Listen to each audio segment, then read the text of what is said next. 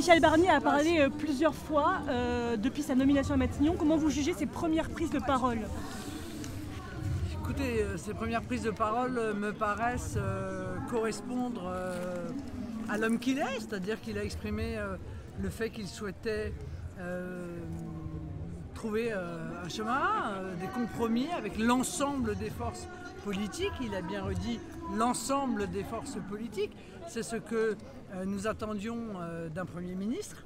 Et donc nous ne pouvons que nous réjouir que ce premier critère que nous avions exposé et qui consistait à ce que le futur Premier ministre soit respectueux des 11 millions d'électeurs du Rassemblement national soit rempli. Maintenant, il y a évidemment la suite, et la suite c'est qu'il soit également respectueux de ce que souhaitent les 11 millions d'électeurs du Rassemblement national. Je rappelle également, et je le rappellerai tout à l'heure, qu'il ne faut pas que M. Barnier, malgré son attachement à une construction européenne où il a eu un rôle non négligeable, oublie les résultats des élections européennes. Parce que les résultats des élections européennes ont clairement indiqué que les Français étaient majoritairement opposés à la construction européenne actuelle, qu'ils étaient extrêmement critiques à son égard, et ils ont confié au Rassemblement national, avec 33% des voix, le soin de précisément impulser, y compris au niveau du gouvernement, un changement dans cette politique européenne. Vous avez dit qu'il était sous surveillance, comme Jordan Bardella, il dit le même terme que vous. Il vous a répondu, Michel Barnier, il dit « Je suis sous surveillance de tous les Français ». Oui, oui, c'est bien. Je suis heureuse qu'ils s'en rendent compte. Ça change un peu des premiers ministres précédents.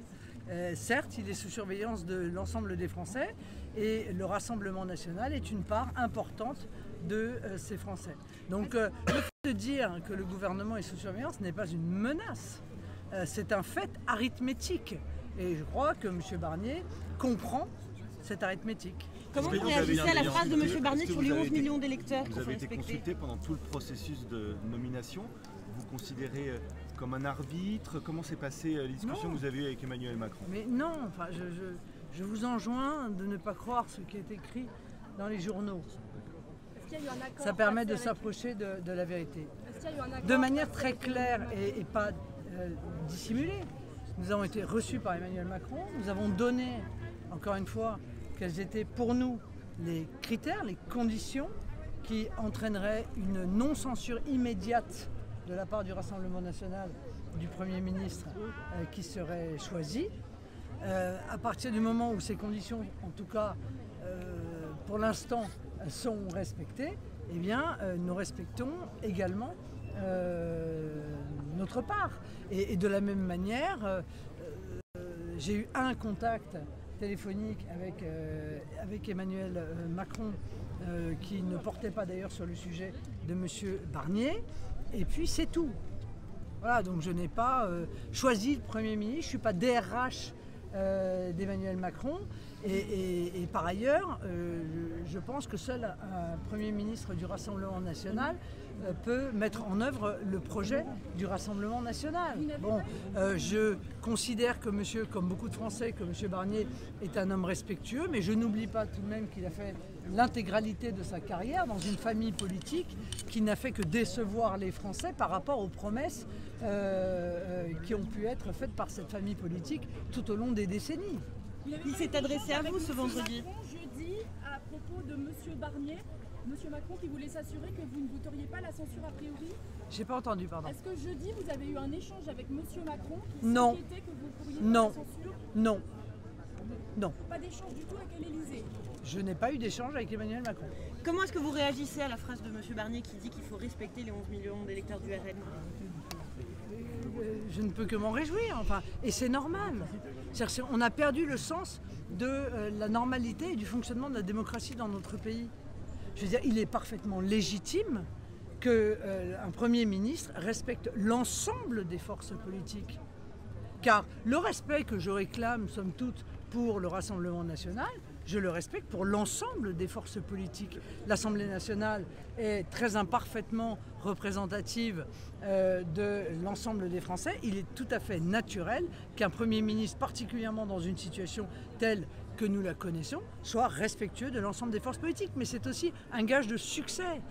Parce que vous imaginez bien que les discussions autour du budget vont être des discussions extrêmement compliquées. Et il va devoir, évidemment, prendre langue avec l'ensemble des groupes à l'Assemblée nationale pour connaître les lignes rouges des uns et des autres et ce sur quoi ils sont capables de faire des compromis. Donc vous imaginez que quelqu'un qui refuserait de parler au premier groupe de l'Assemblée nationale se mettrait lui-même immédiatement en situation d'échec. Est-ce que ça marque un changement par rapport à Gabriel Attal? Oui, clairement. Clairement, et d'ailleurs ce changement est apparu, si je puis me permettre, dès la passation de pouvoir. Madame Le Pen, bonjour, une question pour complément d'enquête. Il s'ouvrira bientôt le procès. Donc en fait, vous, c'est pas pour les informations, vous, c'est juste pour votre émission à vous. Êtes-vous inquiète à quelques jours de l'ouverture de ce procès? Non, je ne suis pas inquiète. Nous sommes totalement innocents des faits qui nous sont reprochés et nous allons l'expliquer aux magistrats, voilà, et durant de longues semaines où je serai présente, bien entendu. Des échanges de mails montrent que vous étiez pourtant au courant et que vous décidiez de tout. Monsieur, excusez-moi, mais vous n'allez pas faire le procès ici, dans la rue à Hénin-Beaumont, un procès qui va se dérouler sur 2 mois. Parce que ça, c'est une méthode qui est en même temps, qui viole en même temps la justice et qui viole aussi la déontologie journalistique. Je vous pose des questions. Ça ne va pas perturber votre rentrée politique et les 2 prochains mois, parce que vous allez être monopolisé presque par ce procès? Je vais faire en sorte de pouvoir être en même temps au procès et en même temps qui n'a lieu quand même que 3 après-midi par semaine. Ça laisse quand même du temps pour s'occuper de ce pourquoi j'ai été élu, c'est-à-dire la situation des Français, leur pouvoir d'achat, leur sécurité et le problème considérable que pose l'immigration hors contrôle. Vous encourez une peine d'inéligibilité, Madame Le Pen. Est-ce que votre avenir présidentiel se joue durant ce procès? Non, vous n'allez pas continuer comme ça. Je vous ai répondu gentiment, mais c'est bon. Mais encore une fois, moi je veux dire, je ne choisis pas des gens de droite ou des gens de gauche. Il vous a pas échappé que le Rassemblement national n'est ni de droite ni de gauche. Merci de me permettre de le rappeler d'ailleurs. Le Rassemblement national n'est ni de droite ni de gauche. Donc ce que je souhaite, c'est que le gouvernement corresponde à ce que nous avons exigé du Premier ministre, c'est-à-dire qu'il y ait des ministres qui soient respectueux de la force politique que représente le Rassemblement national et ses 11 millions d'électeurs. Et 2, nous irons sur le fond, c'est-à-dire sur les choix qui vont devoir être faits par ce gouvernement. Et il est évident que nous ferons ce que nous avons fait tout au long des 2 dernières années. Nous n'entendons pas changer de manière d'être, de manière de faire. Nous voterons, quelle que soit l'origine du texte, ce qui nous apparaît positif pour le pays.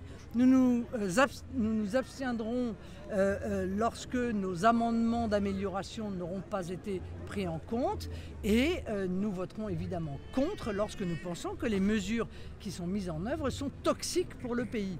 C'est assez simple en réalité et ça correspond d'ailleurs fondamentalement à la manière dont doit fonctionner une démocratie. Sur quel sujet Madame Le Pen s'est engagée à faire son examen de conscience après les législatives. Où en est l'audit des fédérations et qu'est-ce qui va changer dans l'organisation, le fonctionnement du parti?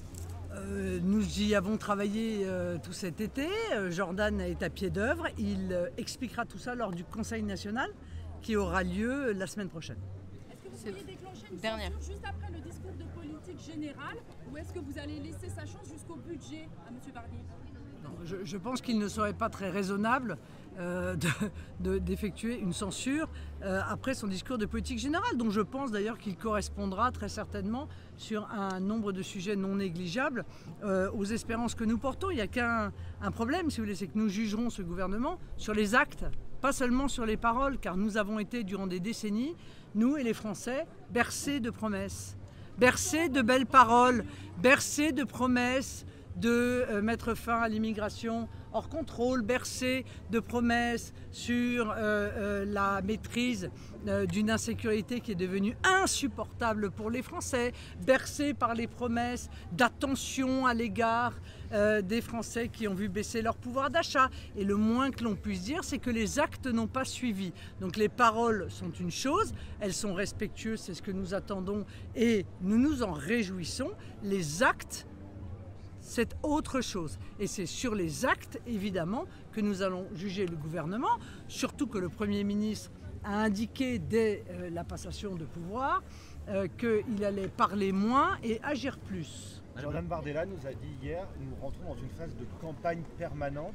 C'est-à-dire que vous placez la possibilité d'avoir de nouvelles élections, lesquelles, présidentielles, législatives, dans les mois à venir? Non mais il est évident que ça ne peut pas tenir. C'est évident.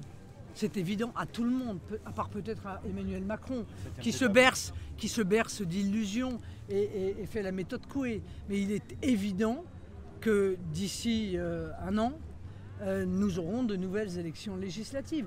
Et c'est heureux d'ailleurs. C'est heureux parce que je pense que la France a besoin d'une majorité claire. La France en a été privée par une manœuvre électorale qui a consisté à voir se désister plus de 200 candidats, mais il serait mieux tout de même qu'il existe une majorité absolue. Et ça pose la question du mode de scrutin, qui est une question que nous avons également évoquée auprès d'Emmanuel Macron.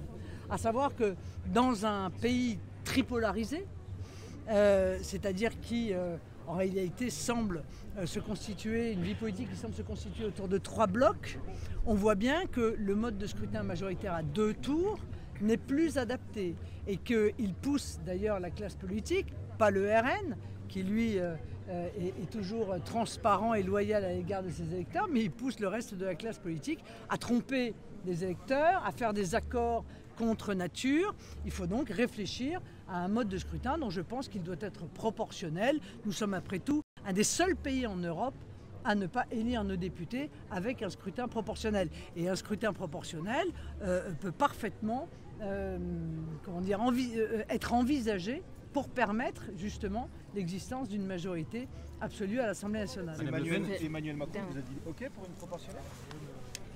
Bon, pardon, mais il me semble que ça fait 7 ans qu'il la promet, donc il faudrait vraiment un gros revirement dans ces cas-là. Madame Le Pen. Bon, je vous remercie beaucoup.